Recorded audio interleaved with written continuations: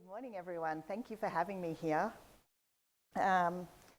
Being asked to speak here this morning and to open the conference is genuinely really meaningful for me. I've been at LCA for many years. I see lots of the Canberra penguin shirts in the audience. I should have worn mine as well. And I've been in this audience and I've benefited from being in this community and listening to speakers on the stage here. So I'll talk a little bit about who I am in the next slide, but I am a hacker and I am a fellow organizer, so I do run a big conference myself. And as far as I'm concerned, open communities and hacker communities are really built the same way. We learn by doing, we question assumptions, we pull systems apart to understand them, and then we share what we see so others can learn from it. Okay, so that's pretty much what I want to talk about for the next, for the rest of this hour, I guess, up until morning tea. Okay, so who am I? Before I go any further, I know a bunch of people aren't going to know who I am. I'm not super famous or anything, so I'll just tell you my background and where I'm coming from when I'm giving this talk. So I studied engineering at ANU here in Canberra, so I am a local, and my first job was at Telstra as a senior engineer. So I guess that was my first exposure to big systems and sort of seeing what systems do under stress and when they can go wrong. From there, I moved on to the Australian Signals Directorate, and I spent 12 years there, both in offensive and defensive security. And I guess that time did shape how I think about systems, risk, and that gap in between thinking you know what a system does and what it really does. For the last 5 years, I've been running my own company, InfoSec, which has been a lot of fun. Our work at InfoSec focuses on vulnerability research, primarily looking at Linux and embedded systems. So we spend a lot of time there pulling devices apart to understand how they work underneath and in sort of more controlled ways. Alongside all my career stuff, I also care deeply about community. I guess in my history, we started Seasides in 2011 here in Canberra, which is a monthly meetup, couple of talks, completely free, just show up. We also started B-Sides Canberra here in Canberra in 2016. And that now brings 3,500 people here in Canberra together to talk about technical topics. I've got a picture up on the slide deck there. That's not just bragging. It is relevant to the talk somehow. So this is a few years back. This is the opening of the Australian Cyber Security Centre at Brindabella Park. You can see I've gotten into the photo, even though we weren't supposed to get into the photo, which my colleagues thought was hilarious. And I had this hanging by my desk for quite a few weeks after that. But we had Prime Minister Malcolm Turnbull there to open the ACSC. And so the way it worked is he came in and there's this media just followed him and they ran around and they took photos of him. It was, just super strange. And then they all exited and we got the time with the Prime Minister to talk about what we were doing at the ACSC. So I was sitting on a stand that was the protect component of the ACSC. Rather than the incident response, our focus was improving systems to avoid getting to that incident response stage. So I'm sitting there and I'm talking, and you can see in front of him, he's got a camera there that's disassembled, pulled apart. So I'm sitting there, I'm saying, we hacked this, we hacked that, we've hacked this, look at how bad this is, I can own this camera. And he sort of looks at me in a minute and he's like, well, why did you do that? And a completely valid question, I think. Probably not what he wants to see is government employees hacking everything. He followed up with the question, where are you from? Like, who do you work for? Because the ACSC is a group of a lot of different agencies. Me and my colleague who was standing there, we sort of just got a little bit starstruck and we're like, oh, how do we answer this question? Luckily for us, the Director General ASD stepped forward and said, oh, they're my guys, a little bit on the spectrum. They don't know how to talk to prime ministers. But it ties me back to this, I guess, the narrative that I'm going to talk about today. Hacking isn't nefarious. it's not inherently bad or sinister. It's about understanding what's working under the hood and about demonstrating the impact if something goes wrong. If assumptions aren't questioned, if someone's not looking at something, things can go wrong, and they can go wrong quite severely. So that mindset of hacking things to understand them is going to be about what this talk is about today. I'm also going to talk a little bit about open communities because they're just amazing. So this slide captures everything I'm going to talk about today. So when I talk about breaking things, I'm not talking about chaos or recklessness. I'm talking about deliberate, careful understanding of systems or exploration of systems so we can understand how they behave. So we're breaking things to understand them. I don't think you can meaningfully improve a system that you can't see. I think if you're assuming what a system's doing, you're hiding that risk. And I think if the system is abstracted, that can hide failure modes that you won't be aware of. And I think many security problems exist out there because no one's bothered to have a deep look underneath. I also believe security and openness is really important and very tightly connected. Both are relying on clarity, on being able to observe, explain, and reason about systems in the open, rather than trusting everything is fine because something hasn't failed yet. So these ideas are going to run through the rest of my talk. I'm going to start off with a case study of work I did about 6 years ago, so back when I was in the ACSC. From there, I'm going to step back and just look at the sort of overarching lessons you get from breaking things and how you use those lessons. I'm then going to talk a little bit about open communities because we're at Everything Open, and I think this community is amazing. I'm probably going to be preaching to the choir because we're all here, we all know it's amazing, but let's just put it in slides anyway. And then I'll finish off with just looking forward to why open communities and open security are so important. So with that in mind, those 4 sections, let's get started. So my first case study is really, going to draw out that notion of looking under the hood, about exploring things deeply, about breaking to understand so we can build things better. So before I get into it, I'm wondering if anyone has heard of the IoT Code of Practice. I'm going to, great, a few hands, so yes. I'll just cover off what it is. The IoT Code of Practice was released by Home Affairs in 2020. I'm going to say everything in this example that I'm talking about has already been made public, has already been talked about in other conferences. I'm not going to get in trouble for talking about work I did at ASD. What I've done here is I'm just pulling it all together into a story and a narrative that we can sort of all listen to. So back to the IoT Code of Practice, it was released in 2020 by Home Affairs, and it had technical input from ASD into the Code of Practice. I was pretty lucky because at that time I was leading the team that was doing that technical input into the process. So one thing to know about the IoT Code of Practice, it's not law, it's not a compliance framework, it's not a checklist, it's just 13 principles that set out what a good IoT device should have.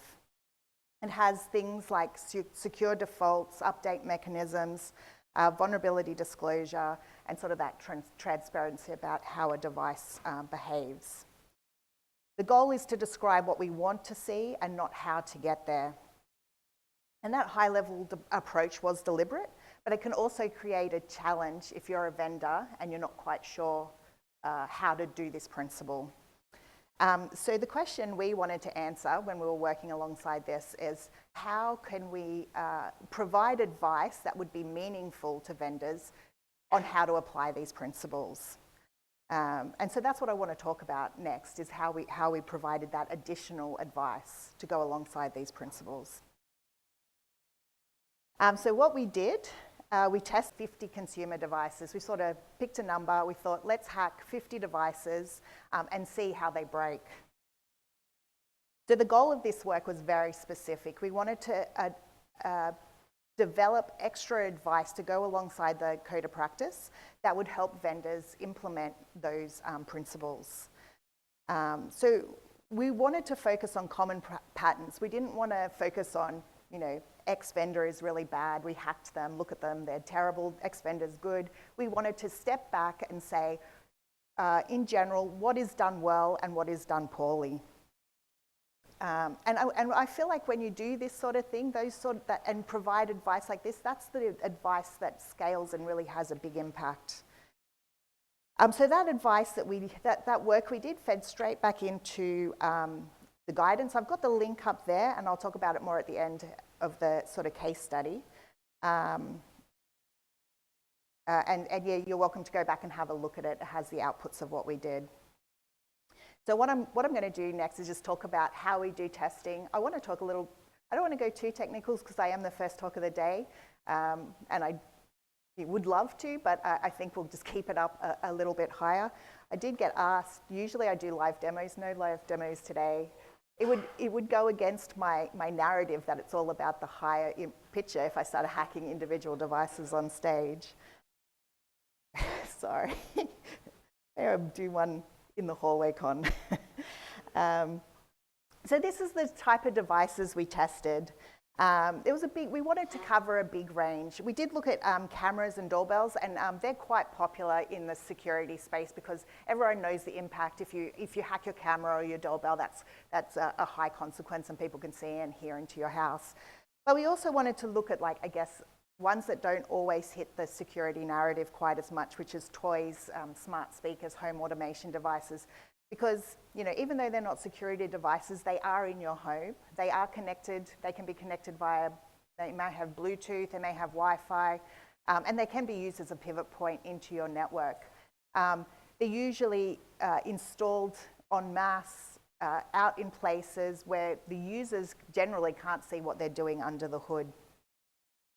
So from a testing perspective, this mix was really intentional.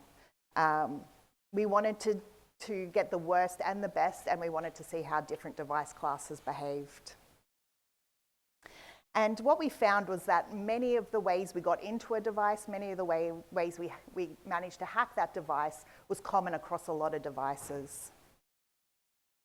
So when I'm talking about observations, I'm not talking about edge cases or niche little products or something. I'm talking about things that happened across the whole ecosystem. I'm going to talk through our testing methodology. I think this is interesting. And at the time, there wasn't a lot of literature on how to test embedded devices. So did up sort of a bit of a flow diagram. So you can see there, we have the device under test underneath. And then we have these stages. And I'm going to talk about each of these stages in a little more detail in the coming slides. So we start with dynamic analysis of our device under test. This is really about observing behavior.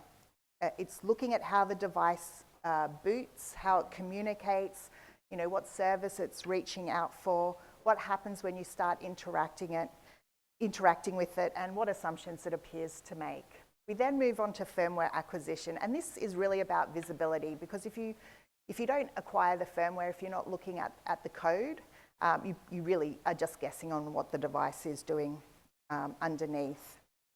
And we can get the firmware acquisition in many different ways. I'll talk about that on a later slide. From there, we go into our analysis or our vulnerability research, and we look at two main ways of finding problems or vulnerabilities within the device. This would be either dynamic analysis or static analysis. So dynamic, where we emulate the firmware and it's running and we're watching the behavior, versus static, where we may decompile the firmware, start looking at the code and do work around that. We then move into triage. So not everything that we get from our analysis stage or our vulnerability research stage will be important. It may not matter. So this is where we start separating the noise from the signal. We want to understand impact at this stage and work out what's actually worth pursuing. And then we'll move into developing a proof of concept or an exploit. And this is not exploits for exploit state. I mean, it is fun when you run an exploit, but this is really to prove and demonstrate harm. This is, a developer will stand up a little bit more interested if you actively exploit their device versus showing them a crash report of a ton of buzzing outputs. Okay, so each one of those stages I'll go over in a little bit more detail. I think they're pretty interesting. So to start off with the dynamic analysis of device under test, this is a pretty important stage. You don't want to jump straight into tearing your device apart and you don't even know how it works yet. So it's all about visibility. We want to see how the device behaves on its own terms before we start messing around with it. One of the most important stages here when you're looking at a device is that first boot, because quite often when a device boots for the first time, it will reach out for updates. And so you're going to see that update process. If you get to see that update process, you'll get to see how they're fetched, whether they're using authentication, what infrastructure they're reaching for. You might see, the S3 buckets they're hosted on or something like that. And you'll see what assumptions the device is making. We definitely pay good attention to traffic on that first boot up and what the device is doing. We do port scans. Open ports aren't necessarily a bad thing. We all know that. Our services need to listen on something. But for us, knowing which ports are open, what services are listening on the device is important. And sometimes those ports will change. So, a port might be open during setup, but then closes once the device is running. After that, we try to obtain console access. So some embedded devices will have a console port or a serial port that you can just plug into and you can start watching console messages. This is really good if they've got debugging on. You can see exactly what the device thinks it's doing. And then if the device is using HTTP or any plain text protocol, setting up a person in the middle listening is really useful at this stage too, so you can see what comms is happening. So the key thing about this stage is it's not destructive. At this point, we're just learning about the device. The next stage is firmware acquisition. This is a huge stage. I've actually done hour-long talks just on this stage. But I mean, I think this is a really important stage for observability. We want to know what's running on the device. There's a few different ways of approaching this, from easy to hard. The first is, again, console access. So if the device has UART pins on the board, we can connect to that and start watching console messages. If the bootloader is able to be broken out of, we can then get onto a console. And if we have console access, we can usually get the firmware from that console access. At the very least, we should be able to get the binaries that are listening on ports. But usually, you're going to be able to see the full system layout where everything is saved. If that's not available, we'll move into hardware-level firmware dumping. So whether this is interfacing directly with a chip, pulling a chip off the board, a flash chip, and dumping the firmware from that, or in-system programming where we might find accessible pins on the board that we can interact with, which is a little bit less destructive on the device. Another path is over the network. So person in the middle, as I mentioned, you can get like a full copy of the firmware if it's being updated over in the clear. And this is really good because you'll see exactly how the firmware is packaged when the device gets it. And of course, sometimes the simplest, easiest method is the way to go, and you might browse to their website and they've got all their firmware there ready for you to download the flash to your device, but we can use it for vulnerability research. As I said, I've glossed over this. This is a huge field in its own right. In InfoSec, we've invested a lot of time and effort in improving this process, and this is getting harder and harder as devices get more secure. We've got an X-ray machine that we'll trace our boards with to find programming interfaces so that we can do that in-system programming. And more recently, we've been experimenting with fault injection and and glitching techniques for some of those really hard devices to try to get the firmware off. But for the purpose of this talk, we won't go too deep. We can chat afterwards if you're keen. But the principle back here is if you can't see the firmware, you don't know what's running on the device, and so you don't really know what's happening, and any advice you give about that device security is going to be speculative at best. So once we have the firmware in hand, that's when the real analysis and work begins. So as I said, we approach this from both static and dynamic analysis. Neither on its own, I think, is completely sufficient. So a combination is of both. I should say with this flow diagram too, it looks like nice and linear, but it can bounce back and forth and all over the shop. I think someone at work likened our work to doing a maze with hurdles, blindfolded. So he added the blindfold at the last minute. So the way we do vulnerability research, we still do a lot of manual code review. This relies a lot on the skills of the individual researcher to be able to read code and spot problems. However, it does quite often give the best results. We do variant analysis as well. We have an in-house tool that we have called Bogong. We name all our tools after insects to go with our scary spider. But Bogong uses Coccineal and CodeQL underneath, so has code templates that we've written in-house that will match bug patterns. This is great for giving us a starting point on where the bugs are occurring in the code. And of course, we do fuzz testing as well. And again, we have an in-house tool called Bumblebee that is a fuzzing harness for embedded devices. Again, usually used to show where the buggy code is and then moving into manual code review from there. I've mentioned these tools, they're not important. The important is the process, I guess, at this point. So again, once we've done that, the next question is what really matters. Like I said, a few people have tried in the past to drop a big fuzz report with 1,000 crashes to a developer who's just like, well, there's my waste paper basket, I don't have the time to go through this. So really, at the triage stage, we want to find the signal from the noise. We don't want to focus on benign bugs that don't really, as a developer, of course, you want to fix those bugs, but we want to focus on the ones that are going to affect security of the device. A lot of issues won't make it past this stage. Noise is super easy to generate, and signal is a bit harder. So once we find those impactful bugs, we will move into the proof of concept stage, and that is, as I said, to demonstrate harm. I think a demo could have gone right here. Okay, so stepping back a little bit, so remember we're testing 50 embedded devices. It's lots of fun pulling them apart, hacking them.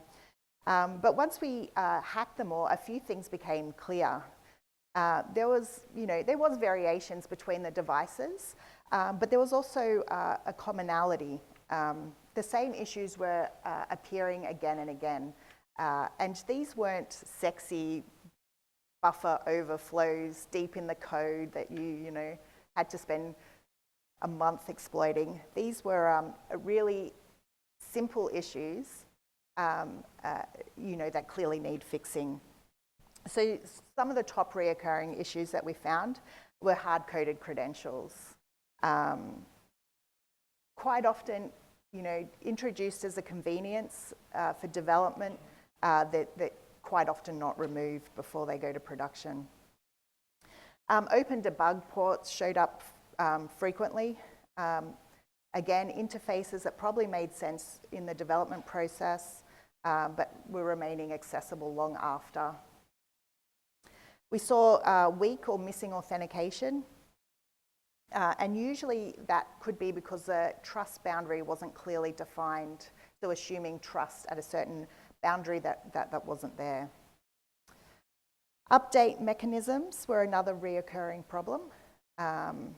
Sometimes updates weren't validated properly, and particularly bad because you use your update mechanism as a way of patching bugs, but if you start getting malicious updates, this is not great.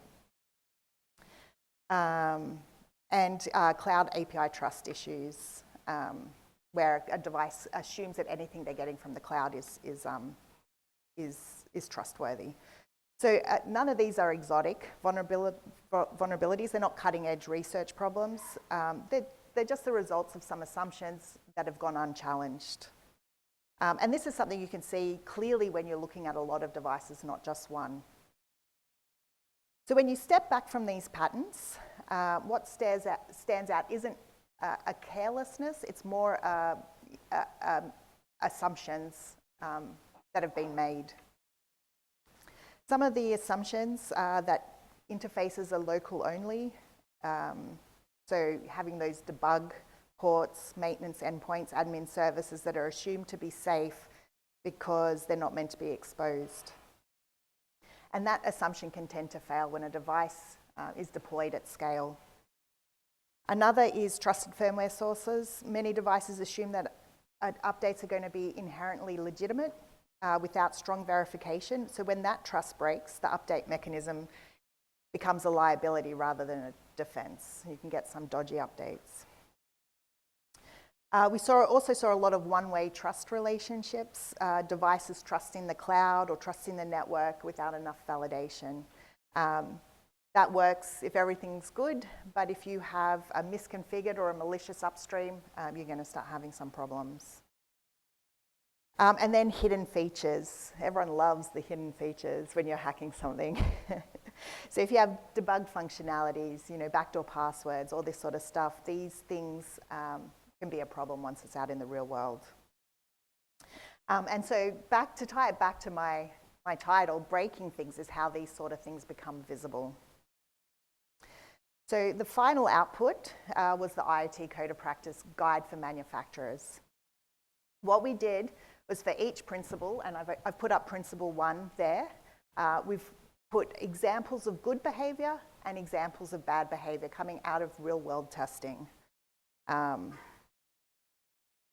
So I guess this was a great case study, but pulling out of that, the reason we have this guidance is because we chose to break things and go deeper and understand things better. So I want to step back and talk a little bit about the broader lessons about breaking things to understand them. Okay, so moving out, we're not going to learn lessons about individual devices or IoT in isolation. These lessons that we learned from this is that can be applied to open source systems, can be applied to architecture. It's about, I guess, pulling what you can learn from breaking things into, into the world's knowledge. So lesson 1, I think, will probably be pretty obvious, but patterns will show us where to focus. When you are looking at enough systems and breaking enough systems, those individual bugs become less interesting than the patterns that you're seeing. Those repeated issues will tell us where the real risks are. And if the same problems keep coming up across vendors, across architectures, across different product categories, that's not bad luck anymore, that's a signal.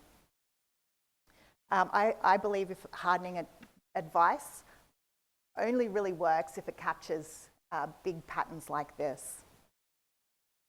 And I think the real benefit of breaking things at scale is that you do identify these sort of patterns and ecosystem-wide problems. These are the places where defaults or assumptions are clearly failing. And this is actually where our effort will have the highest return, so we can lift our security a lot better. So moving away from this device is broken to this class of devices needs to change. The second lesson, you've probably heard this from the last couple of slides, it's fairly obvious. Fragile assumptions are the real threat. So as I said, the most severe common failures didn't come from massively sophisticated attacks. They came from small overlooked assumptions. Assumptions on who could access an interface, assumptions about where the trust began and ended, assumptions that something would never be exposed or no one could access something. So those assumptions can become big problems when something's out in the real world. And a lot of these devices will be put out, connected permanently, and out for years and years to come. And as I said, this is not unique to IoT. This can be across architecture, open source software, and large platforms. And again, breaking things is how you surface these assumptions. And the last lesson is that feedback loops will make systems stronger. Responsible disclosure is important, and we talk about that a lot in security, but it's not the only part of the story. Equally important is having that clear, constructive advice put back out, whether to vendors or to the community. Advice that's explaining not just where to fix, but why it matters and where it should be focused. So transparency, communicating your findings, that is what accelerates improvement in security. So if our results are grounded in this real world work, I believe things will get better faster and will scale faster. Almost there, we're about 15 minutes away from morning tea. I've got 2 more sections. Openness. This one I love because I'm sort of preaching to the choir here about how openness is so great. But I've talked a lot about breaking systems, finding knowledge, and that's all great, and that's very important. But it really doesn't matter if that knowledge stays isolated or within the team that did the work. This conference exists because everyone here believes that understanding and knowledge is more valuable when it's shared with more people. And this is how we will build better systems and more secure systems in the future. So if I look at my IoT device, the goal wasn't to hack 50 devices so that my team knew how 50 devices work. It was about disseminating that knowledge further. So really you need to share patterns, you need to share assumptions, you need to even share uncertainty on what you've done. I think openness will take breaking things into something positive. So I'm going to talk about that in the next section. I'm going to talk about open security because I think this is really important. And yes, it is an AI-generated image.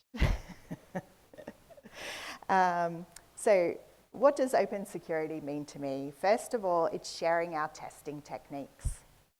That doesn't just mean results. I'm not just going to share bugs and exploits or something. It's about talking about how you arrived at a conclusion so others can understand it and see if it affects their system as well.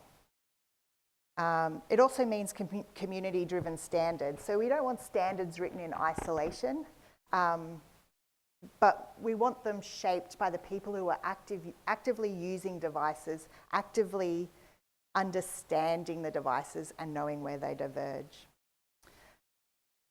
The next one is reproducible research. If you can't repeat someone's findings, if you can't reproduce it, they're not very useful outside of the people that produced it. So openness and sharing those techniques and those research is will allow that research to be tested, refined, and even taken further over time. And lastly, public education and meetup culture.